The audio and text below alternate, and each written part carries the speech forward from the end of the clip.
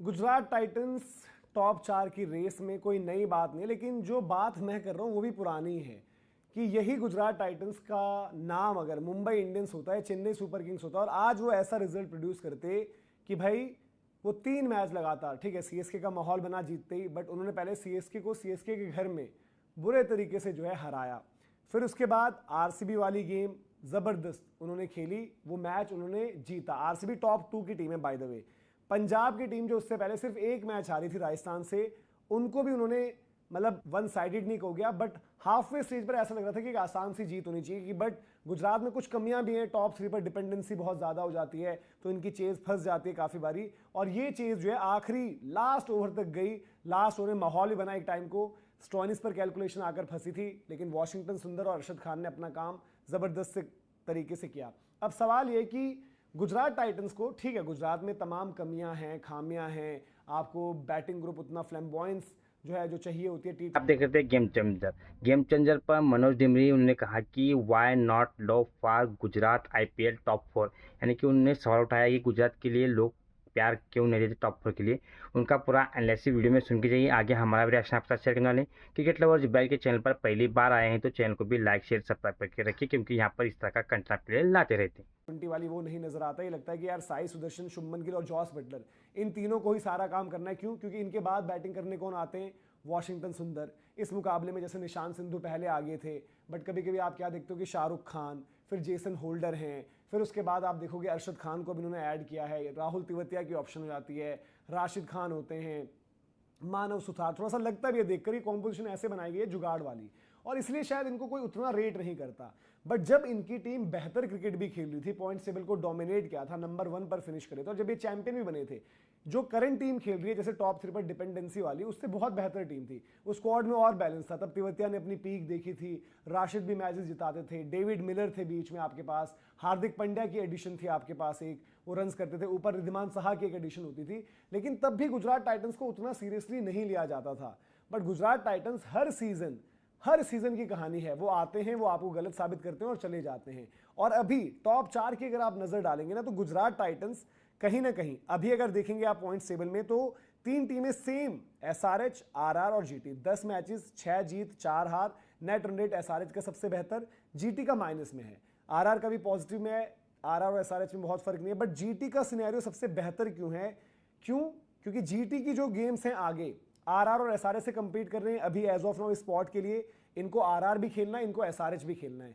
तो अगर ये अपने ये दोनों मैचेस जीतते हैं, मतलब आरआर को भी हरा दिया, एसआरएच को भी हरा दिया, तो आपने अपने कॉम्पिटिटर्स का एक एक मैच कम कर दिया विन के कॉलम से, और अपना एक एक बढ़ा दिया, और आप कहीं ना कहीं अपनी जगह बिल्कुल पक्की कर दोगे। और अगर इन 2 मैचेस में से भी थोड़ा सा मामला इधर उधर हुआ, आरआर की जो गेम है या एसआरएच की जो गेम है, अगर आप जस्ट इन केस हार भी जाते हो, फिर अगली 2 आपकी KKR away game, CSK home game. तो ऐसा भी हो सकता है कि 21 तारीख को 2 बातें आप करो, 21 तारीख को आप 2 बातें करो, और उन 2 बातों में मैं जो कहने वाला हूं आप थोड़ा सा हैरान परेशान भी हो सकते हैं। ये है चेन्नई सुपर किंग्स की लास्ट लीग गेम।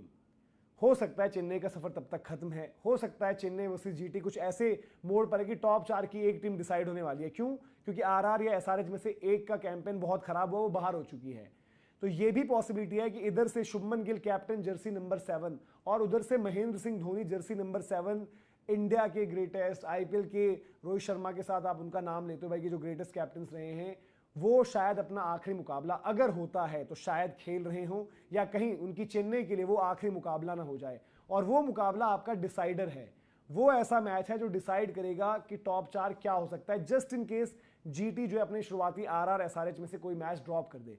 अगर जीटी ने आरआर एसआरएच दोनों मैचेस निकाल लिए, तब उनका टॉप 4 कोई नहीं छेड़ सकता, कोई नहीं छू सकता, तब उनके लिए जो है मामला बेटर हो जाएगा। तो ये बहुत इंटरेस्टिंग सिनेरियो है जो बन गया। और गुजरात टाइटंस की हम बात नहीं करते, बट जिस चीज की उनकी पर्टिकुलरली बात होनी चाहिए, एक अपने घर की कंडीशंस, और वहां पर जब वो टॉस जीतकर गेंदबाजी करते हैं, तो आप देखो रबाडा ने पावर प्ले में सबसे ज्यादा विकेट निकाले, और रबाडा से भी आई थिंक हम लोग काफी बारी उनको जो है धुरंधर कहते हैं, खुद हम अपनी बात करूं तो मजाक भी उड़ाते हैं, लेकिन रबाडा ने इस सीजन पर्टिकुलरली नई बॉल पर जो गेंदबाजी करी है यार, उन्होंने मैचेस मतलब खत्म कर दिए, ऊपर ही मैचेस आपके खत्म कर दिए, कॉन्टेस्ट किल कर दिया। तो रबाडा के साथ परसिस्ट किया, स्टिक किया उन्होंने, एक बड़ा पॉजिटिव जीटी मैनेजमेंट की तरफ से। देन ग्लेन फिलिप्स नहीं चल रहे थे, उनको साइड किया, जेसन होल्डर को लेकर आए, और जेसन होल्डर इन बीते 2 मुकाबलों में प्लेयर ऑफ द मैच है। श्रेयस अय्यर की इंपॉर्टेंट विकेट, जब उसके बाद स्टॉइनिस मार रहे थे उनकी इंपॉर्टेंट विकेट, उससे पहले रबाडा ने तो अपना काम किया ही था ऊपर, सिराज ने ऊपर से सबसे पहले प्रियांश को आउट कर दिया था पहले ओवर में 2 खड़का दिए थे सिराज ने,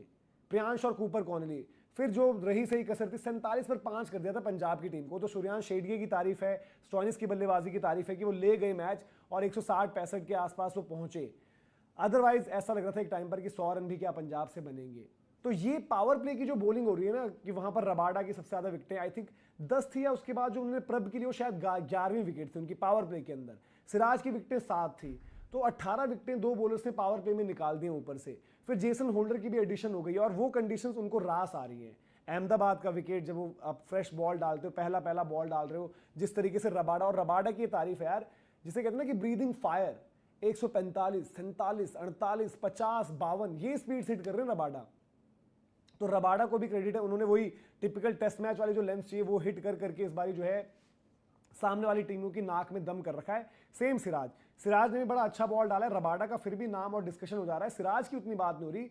सिराज ने भी जो है बहुत अच्छी परफॉर्मेंस दी और गुजरात के लिए की रहा है, ये मेथड की रहा है। बट गुजरात जो फंसती है वो यहीं पर फंसती है कि कभी अगर रन ज्यादा लग गए, जैसे इसी मैदान पर जब वो तिलक वर्मा ने लास्ट में 100 खींच दिया था, तो रन जब ज्यादा हुए और वहां से टॉप 3 में से 2 बल्लेबाज निपट गए, तो बड़े टोटल को चेज करते हो आप, फिर 100 रन से जो है मैच भी हारते हो।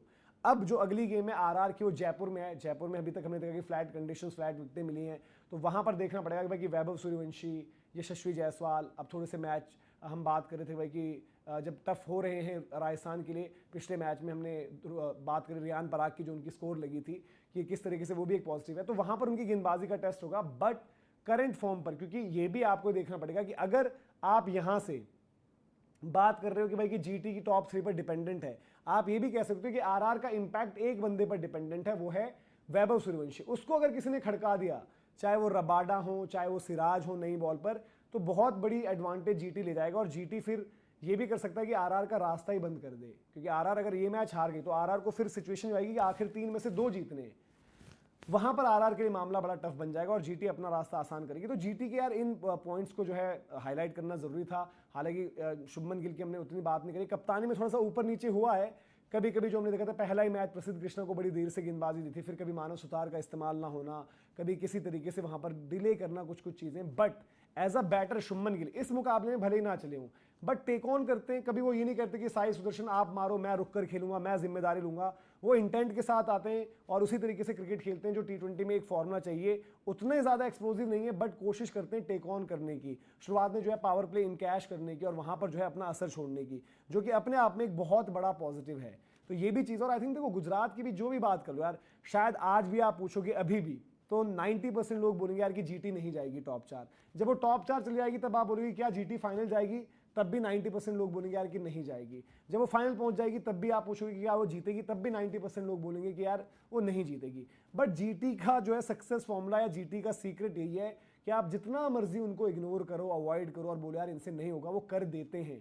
पहले ही सीजन में ट्रॉफी जीत जाना, दूसरा भी फाइनल उनको जीतना चाहिए था, बट वो जडेजा। वीडियो में देखा होगा किस तरह से मनोज डिमरी ने सवाल उठाए कि क्यों गुजरात टीम को वो पॉपुलरिटी नहीं मिलती, क्योंकि वो टॉप 4 के रेस में लगे हुए हैं। जिस तरह से उन्होंने बैक टू बैक 3 मुकाबले जीतकर उन्हें साबित किया है कि वो भी एक स्ट्रॉन्ग साइड है।